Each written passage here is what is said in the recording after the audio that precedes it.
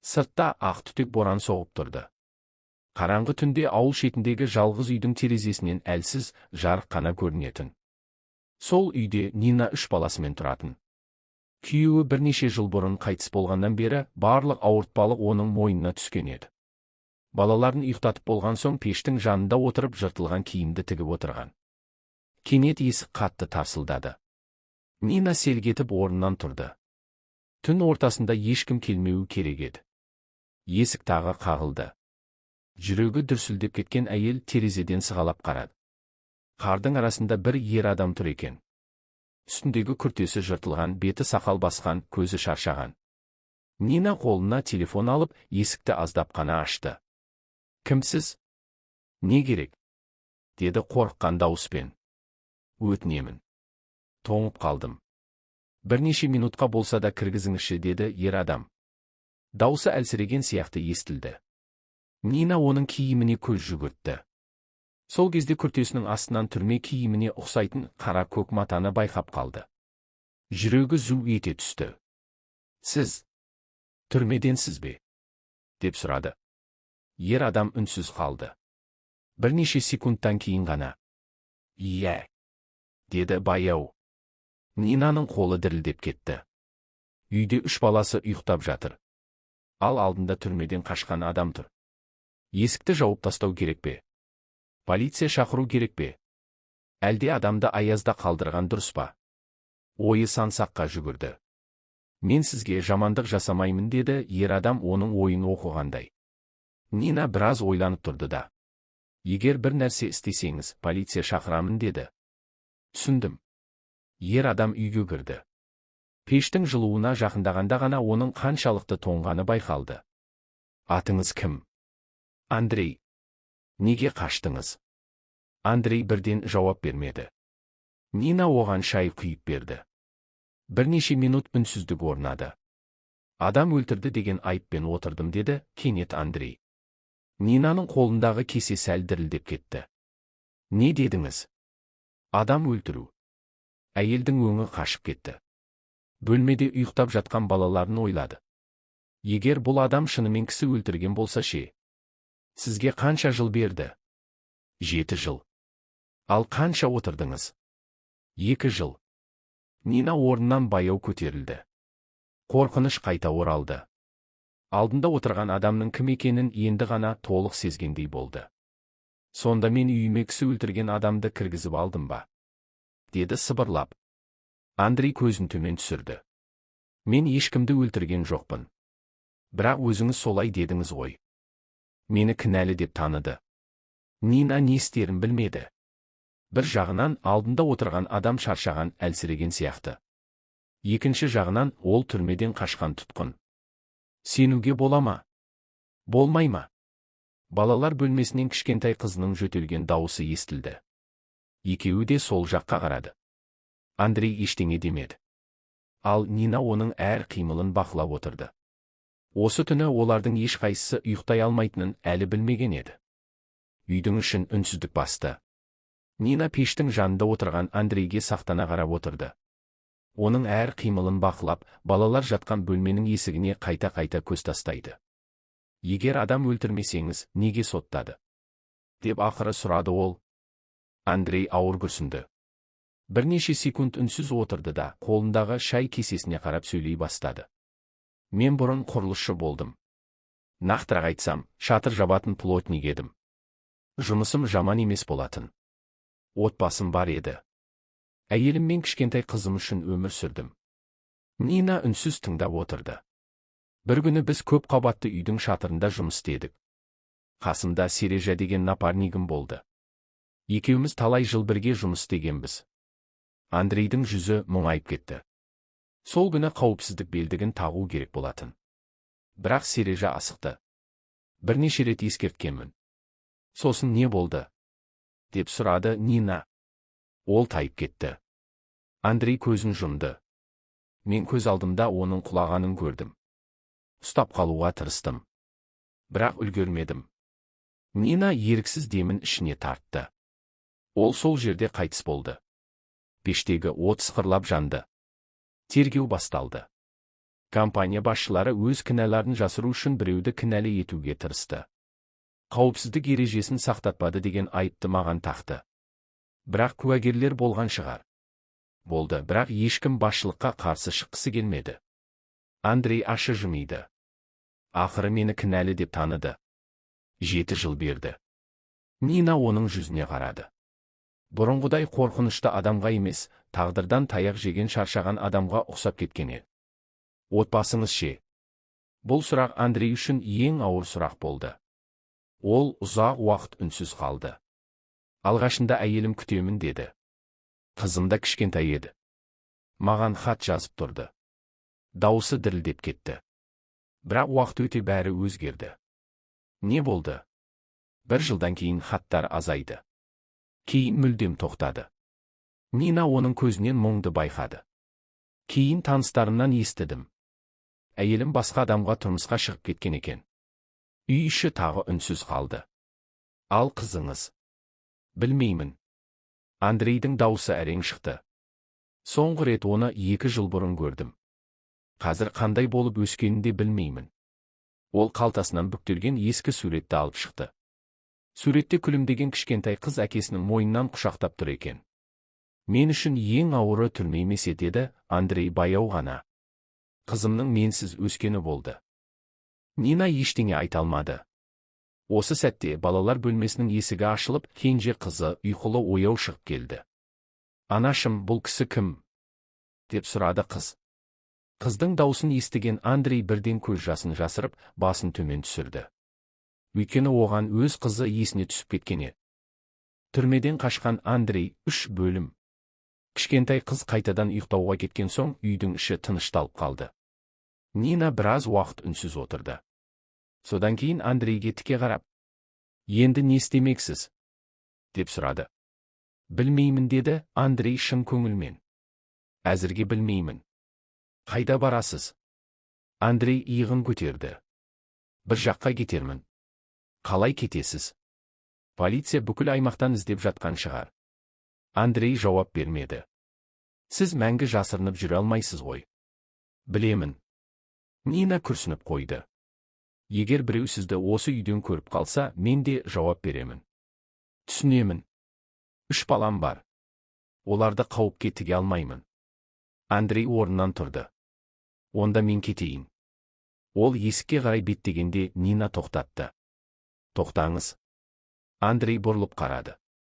Нина оның әбден шаршаған жүзін көрді. 1-2 күн ғана. Одан артық емес. Неге?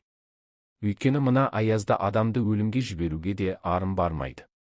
Андрей алғаш рет әлсіз жымиып қойды. Рахмет. Келесі күні таңғы 5-те Андрей оянды. Үй іші әлі қараңғы еді. Балалар ұйықтап жатыр. Нина да тұрмаған. Андрей сыртқа шықты. Аяз бет қаратпайды. Ауладағы отын таусылуға жақын екен. Ол балтаны алып үнсіз ағаш жара бастады. Таң атқан кезде Нина терезеден сыртқа қарады. Андрей бірнеше сағаттан бері тоқтамай жұмыс істеп жүр екен. Аулада бір үйілген отын пайда болыпты. Нина таңырқап қалды. Күйеуі қайтыс болғалы бері бұл үйде ер адамның жұмысы жасалмаған еді. Бұрын мұндай шаруаларды өзі әрең атқаратын. Ол сыртқа шықты. Мұны неге істеп жүрсіз? Үйді жылыту керек қой деді Андрей қарапайым ғана. Ешкім сұраған жоқ. Бос отырғаннан жақсы. Нина үндемеді. Бірақ көптен бері ұмыт болған сезім кеудесін шым еткізді. Үйдің ауласында қайтадан ер адамның еңбегі көрініп тұрғанда еді. Түске қарай Андрей шатыр жаққа қарап жүрді. Не болды? Деп сұрады Нина. Ана жерден су ағып тұр ма? Иә. Қашаннан бері? 2 жылдан асты. 2 жыл. Жөндетуге ақша болмады. Андрей басын шайқады. Біраздан соң ескі сатымен шатырға көтеріліп кетті. Нина қорқып қарап тұрды. Бірақ Андрей өз ісін жақсы білетіні бірден байқалды.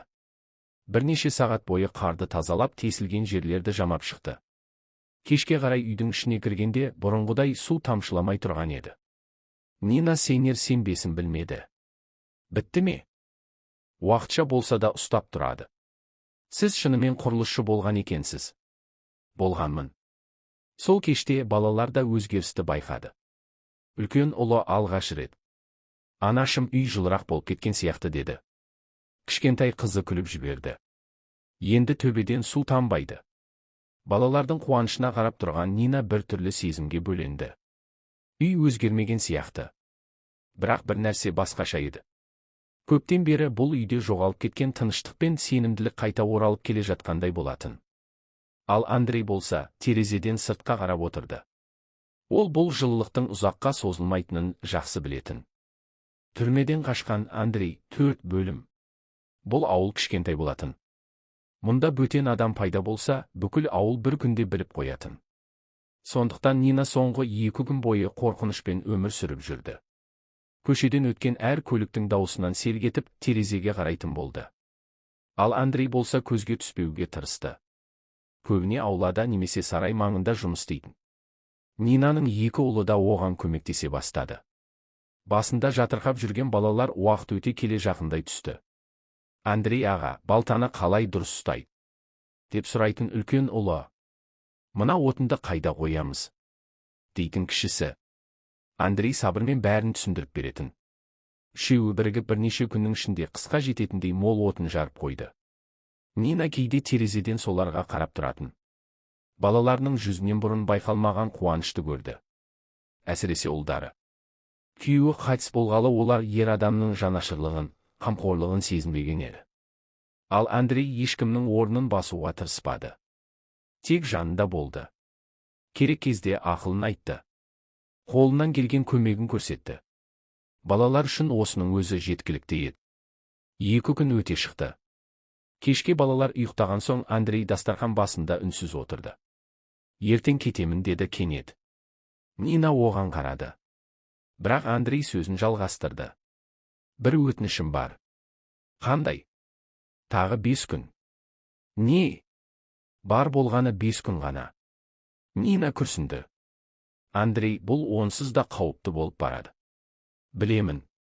Егер біліп қойса." "Білемін." Ол басын төмен түсірді. "Бірақ соңғы 2 жылда алғаш рет өзімді адам сияқты сезіндім." Нина үндемей қалды. Бұл сөздер жүрегіне жетті. Ақыры: "Жарайды, бірақ 5 күннен артық емес." Андрей көзін көтеріп қарады. "Рахмет." Келесі күні түске таман көршісі Оля келді. Оля ауылдағы барлық жаңалықты бірінші болып білетін әйелдердің бірі еді. Қолына бос шелегін ұстап алып, су алуға келе жатқан. Аулаға кіре бере тоқтап қалды. Жаңадан жарылған отындарды көрді. Жөнделген шатырды көрді. Қақпаның да түзеліп қалғанын байқады. Көзі сығырайып кетті. "Әй, Нина!" "Иә. Мына өзгерістер қайдан?" Нина жүрегінің дүрсілін сезді. "Не өзгеріс? Мені ақымақ деп тұрсың ба?" Оля күліп жіберді. "Үйінде ер адам пайда болғаны көрініп тұр ғой." Нина үндемеді. "Кім келді?" "Ешкім емес."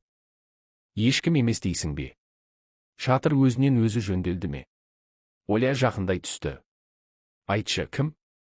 Нина тез жауап ойлап тапты. "Ағам келді." "Ағаң?" "Иә, алыстан келген туысқаным." Оля күмәндана қарады. "Бұрын естімеппін. Алыс туысқан. Қызық екен." Дәл сол кезде сарай жақтан балтаның дауысы естілді. Оля жалт қарады. Міне, өзі де сонда жүрген сияқты ғой. Нинаның жүрегі зу ете қалды. "Жұмыс істеп жатыр. Көрсетпейсің бе? Ұялшақ адам." Оля күліп жіберді. Ер адамның ұялшағы бола ма екен? Бірақ оның көзқарасы күмәнді еді. Нина мұны бірден сезді. Оля кетіп бара жатқанда артына тағы бір қарап қойды. Ал Нина оның бұл әңгімені ауылға таратып жіберуі мүмкін екенін түсінді. Сол күні кешке қарай Андрейге бәрін айтып берді. Андрей үнсіз тыңдап отырды. "Демек, мені байқап қойды." "Иә. Бұл жақсы емес." Екеуі де түсінді. Енді қауіп бұрынғыдан да жақындай түскен еді. Түрмеден қашқан Андрей, 5 бөлім. Оля кеткеннен кейін Нина бірнеше күн мазасыз күйде жүрді. Кез келген дыбыстан сергетіп терезеге қарайтын болды. Андрей де жағдайдың қиындап бара жатқанын түсінді. Ауылда оның ұзақ уақыт жасырынуы мүмкін емес еді. Бір кеште, балалар ұйықтап қалған соң, Андрей дастархан басында үнсіз отырды. Сосын кенет: «Нина, менің бір өтінішім бар» деді. «Қандай?» «Маған аздап ақша қарызға бере тұрыңыз». Нина таңырқап қалды. «Қандай ақша? Қанша болса да?» «Андрей, менің ақшам жоқ қой». «Білемін. 3 баламен күнімді әрең көріп отырмын». Андрей біраз ойланып отырды. «Онда алтын бұйым бар ма?» Нина үнсіз қалды. Үйде сататын ештеңе жоқ еді. Бірақ бір нәрсе бар болатын. Ол баяу орнынан тұрып, ескі шкафтың тартпасын ашты. Ішінен кішкентай қорап алып шықты. Қорапты ашқанда алтын неке жүзігі көрінді. Бұл марқұм күйеуінен қалған жалғыз естелік еді. Нина жүзікке ұзақ қарап отырды. Күйеуімен өткен күндері көз алдына келді. «Осыдан басқа ештеңем жоқ» деді ақырын. Андрей жүзікке қарады да: «Жоқ, мұны алмай-ақ қояйын. Өзіңіз сұрадыңыз ғой». Бірақ бұл сіз үшін қымбат нәрсе екені көрініп тұр. Нина мұңайып жымиды. Қазір балаларымды асырау маңыздырақ. Бірнеше секунд үнсіздік орнады. Ақыры ол жүзікті Андрейдің қолына ұстатты. «Алыңыз, Нина. Қайтарып бересіз». Андрей жүзікті алақанына қысты. «Ант етемін. 1 айдан кейін ораламын». «1 ай?» «Иә». «Ақшамды қайтарасыз ба?» «2 есе етіп қайтарамын». Нина күліп жіберді. «Мен пайыз сұрап отырған жоқпын». «Сонда да қайтарамын». Андрей орнынан тұрды. «Маған кететін уақыт келді». Таңертең ерте ол жолға жиналды. Балалар әлі ұйықтап жатқан. Тек үлкен ұлы ғана оянып қалыпты. «Андрей аға, қайда барасыз?» деп сұрады мұңайып. «Біраз жұмысым бар». «Қайтып келесіз бе?» Андрей бір сәт үнсіз қалды. «Үміттенемін». Бала үнсіз басын изеді. Нина оны қақпаға дейін шығарып салды. Қар баяу жауып тұрды. «Өзіңізді сақтаңыз» деді Нина. «Сіз де?» «Егер ұстап алса ше?» «Онда тағдырым сол болғаны». Бірнеше секунд екеуі үнсіз тұрды.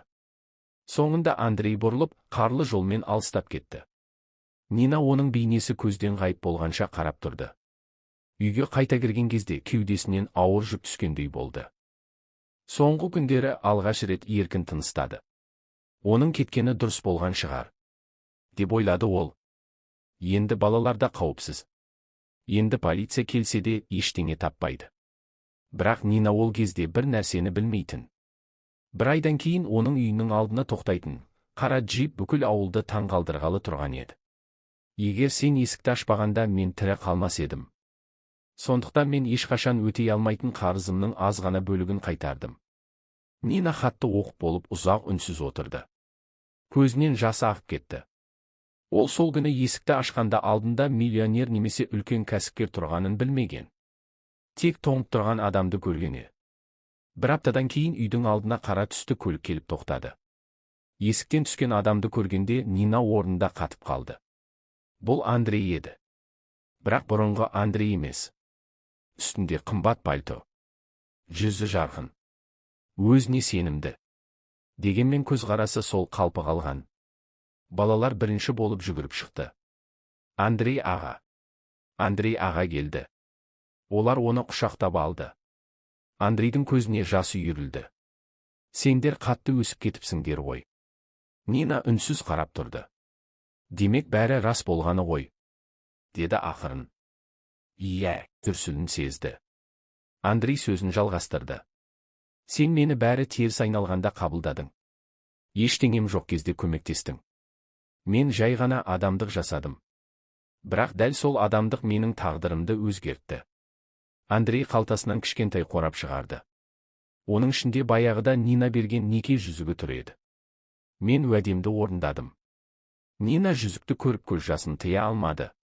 «Мен оны жоғалтып алған шығар» деп ойладым. «Жоқ, мен оны әрқашан сақтадым». Осы сәтте екеуі де өмірдің кейде ең күтпеген жолмен жақсылықты қайтаратынын түсінді. 1 жылдан кейін Андрей мен Нина шағын той жасап, жаңа өмір бастады. Балалар Андрейді әке деп атай бастады. Ал Нина бір кездері боранды түнде есігін қаққан бейтаныс адам оның тағдырын түбегейлі өзгертеді деп ешқашан ойламаған еді. Көрермендер, сіздер осындай жағдайда бейтаныс адамға көмектесер ме едіңіздер? Пікірге жазыңыздар. Осындай әсерлі оқиғалар үшін арнаға жазылуды ұмытпаңыздар.